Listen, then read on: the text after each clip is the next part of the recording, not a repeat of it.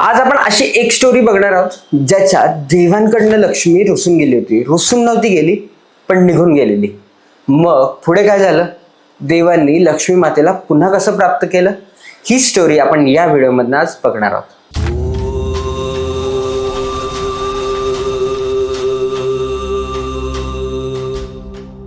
पूर्वीच्या काळी दुर्वास नावाचे अत्यंत तपस्वी पण एकदम तापट असे ऋषी होते. त्यांचा कोणी इन्सल्ट केला किंवा कोणी त्यांचा शब्द मोडला तर ते अतिशय चिडायचे. त्यांचा शापही फार वाईट होता. ऋषी दुर्वास एकदा भगवान महादेवांचं दर्शन घ्यायला कैलास पर्वतावर गेले होते. दर्शन घेऊन निघताना महादेवांनी त्यांना एक माळ भेट म्हणून दिली. दुर्वास ऋषी आपल्या आश्रमाकडे परत यायला निघाले. तर वाटेत त्यांची भेट झाली इंद्रदेवांशी. इंद्रदेव आपल्या ऐरावत नावाच्या हत्तीवर निघाले होते कुठेतरी जस्ट राऊंड मारायला. दुर्वास ऋषींना पाहून इंद्रदेव थांबले. त्यांनी ऋषींना नमस्कार केला. दुर्वास ऋषी खूप खुश झाले. त्यांनी महादेवांनी दिलेली माळ इंद्रदेवांना देऊन टाकली. इंद्रदेव होते आपल्या धुंदीत. ऋषींनी ही माळ आपल्याला दिली याचा त्यांना काही फार इम्पॉर्टन्स वाटला नाही. त्यांनी सरळ त्यांच्या हत्तीच्या म्हणजे ऐरावताच्या गळ्यात ही माळ घातली. ती माळ मिळाल्यावर ऐरावत हत्ती सुद्धा भगवान महादेवांसारखाच तेजस्वी झाला. त्याचं डोकंच सटकलं. त्याने सरळ सरळ इंद्रदेवांना इग्नोर करून ती माळ फेकून देऊन तो सरळ जंगलात निघून गेला. दुर्वास ऋषी जाम भडकले.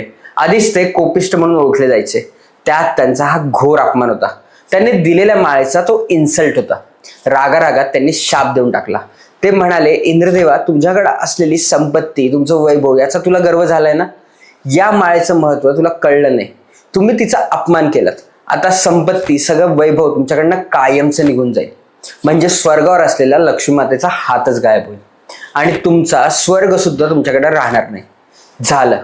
दुर्वास मुनींचा शाप म्हणजे खल्लास, गया, दी एंड. सगळं संपलेलं. इकडं विष्णूंच्या पायाशी बसलेली लक्ष्मी अचानक तिथून गायब झाली. दुर्वास ऋषींच्या शापामुळे माता लक्ष्मीची जुनीवाली सगळी मेमरी गायब झाली. आता ती थेट समुद्राच्या तळाशी जाऊन राहू लागली. इंद्रदेवांचं वैभव, ऐश्वर्य, संपत्ती सगळं गेलं. सगळ्या देवांची अशीच कंडिशन झालेली. त्यांची ताकदच गेलेली. राक्षसांना ही न्यूज समजली. त्यांच्यासाठी दिस वॉज द बेस्ट अपॉर्च्युनिटी. ते पेटले. त्यांनी लगेच स्वर्गावर अटॅक केला आणि सगळा स्वर्ग आपल्या कंट्रोलमध्ये घेतला. देवांकडे कुठलीही ताकद नसल्यामुळे ते काहीच करू शकले नाहीत. त्यांना टेन्शन आलं की आता काय करायचं. शेवटी ते गुरु बृहस्पती यांच्यासह ब्रह्मदेवांकडे मदतीसाठी गेले. ब्रह्मदेवांनी क्लिअर सांगितलं की याच्यावर सोल्युशन हवं असेल तर आता श्री विष्णूच तुम्हाला गाईड करू शकतील. त्यांची प्रार्थना करा. इंद्रदेव हे ब्रह्मदेव, गुरु बृहस्पती आणि सर्व देवांबरोबर विष्णूंना भेटायला आले. त्यांच्याकडे दुसरा ऑप्शनच नव्हता. श्री विष्णू क्षीरसागराच्या तळाशी नागावर सॅड कंडिशन मध्ये बसले होते. त्यांची प्रिय पत्नी जवळ नव्हती ना. भगवान विष्णू तर त्रिकालदर्शी होते, त्यामुळे स्वर्गात काय सिच्युएशन आहे याची त्यांना आयडिया होतीच. देवांनी त्यांना नमस्कार केला. सगळी परिस्थिती सांगून त्यांची मदत मागितली. श्री विष्णू सगळ्यात देवांना म्हणाले, सध्या तुमचे दिवस खूप वाईट आहेत. राक्षसांचा फेवरेबल टाइम चालू आहे. योग्य वेळेची वाट बघा. क्षीरसागराच्या म्हणजेच समुद्राच्या तळाशी अमृत आणि बाकीचे अनेक रत्न आहेत. त्यापैकी अमृत तुम्हाला प्यायला मिळालं तर तुमचं गेलेलं वैभव, संपत्ती तुम्हाला परत मिळेल.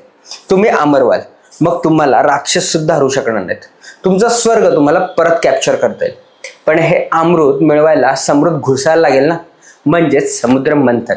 आणि त्यासाठी तुम्हाला राक्षसांची मदत लागेल. तेव्हा कसंही करून राक्षसांना पटवावं लागेल. देवांकडे ऑप्शन नव्हता. राक्षसांची टायअप करण्यासाठी ते युतीचं प्रपोजल घेऊन राक्षसांचा राजा बळी यांच्याकडे गेले. तो स्वर्गात इंद्राचा आसन बळकावून बसलेला होता. देवांनी त्याला पटवलं. जे काही मिळेल ते अर्ध वाटून घेऊ या बोलीवर डील झाला. बळीराजा समुद्र मंथनासाठी तयार झाला. भगवान विष्णूंनी आकाशवाणी केली की देवांनो आणि राक्षसांनो, क्षीरसागराचं मंथन करा. ताक घुसायला रवी लागते तशी तुम्हाला मंद्राचल मेरू पर्वताला रवी बनवा आणि वासुकी नागाला त्या पर्वताच्या भोवती दोरीसारखं गुंडाळून घुसळा. देव आणि राक्षस त्यासाठी रेडी झाले. समुद्र मंथन करायला सुरुवात झाली. मेरू पर्वताला समुद्राच्या मध्यभागी ठेवण्यात आलं. मेरू पर्वत समुद्रात आडवा होऊ लागला, स्थिर राहीना. तेव्हा श्री विष्णूंना कुर्म अवतार घ्यावा लागला. कुर्म म्हणजेच कासवाचा अवतार घ्यावा लागला. त्यांनी मेरू पर्वताला आपल्या पाठीवर घेऊन त्याला उभं ठेवलं. नंतर त्याला वासुकी नाग गुंडाळला गेला आणि ओढाओढी सुरू झाली. इकडून देव ओढतायत, तिकडून राक्षस. जोर लगा के हैया. बरीच मेहनत केल्यानंतर समुद्रातून हळूहळू एक एक रत्न बाहेर पडायला लागले. कौस्तुभमणी, कल्पवृक्ष, कामधेनू, चंद्रदेव, पारिजात, ऐरावत, मदिरा आणि हलाहल म्हणजे विष असे अनेक रत्न बाहेर यायला लागले. याच रत्नांबरोबर प्रकट झाली देवी लक्ष्मी.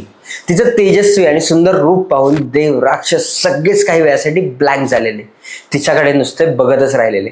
सगळ्यांनी तिला नमस्कार केला. देवी लक्ष्मीने सगळ्यांना आशीर्वाद दिला आणि तिचं लक्ष गेलं श्री विष्णूंकडे. शेष नागावर बसलेला भगवान विष्णूंचं तेज आणि त्यांचं रूप बघून श्री लक्ष्मी भारावून गेली. अगदी लव्ह ॲट फर्स्ट साईटच म्हणा ना. आपल्या कमळावरून उतरून ती हातात फुलांची माळ घेऊन ती विष्णूंपर्यंत पोहोचली आणि ती माळ तिने विष्णूंच्या गळ्यात घातली आणि ती त्यांच्या डाव्या बाजूला जाऊन बसली. अशा रीतीने श्री लक्ष्मी माता ही विष्णूंची पुन्हा पत्नी झाली. लक्ष्मी माता प्रकट झाल्यामुळं आणि प्रसन्न झाल्यामुळे देवांनाही हायसं वाटलं. त्यांचं स्वर्गातलं राज्य त्यांना परत मिळालं आणि पुन्हा सगळं ऑल इज वेल झालं. मित्रांनो, लक्ष्मी मातेची ही कथा तुम्हाला कशी वाटली हे आम्हाला कमेंट्स करून नक्की कळवा. असेच इतर व्हिडिओ आणि गोष्टी पाहण्यासाठी आमच्या चॅनलला नक्की सबस्क्राईब करा. आणि हो, आपल्याला लक्ष्मी मातेची प्राप्ती करण्यासाठी समुद्र मंथन तर करायची गरज नाहीये. मग काय करायचंय? तर फक्त ऑलवेज थिंक गॉड.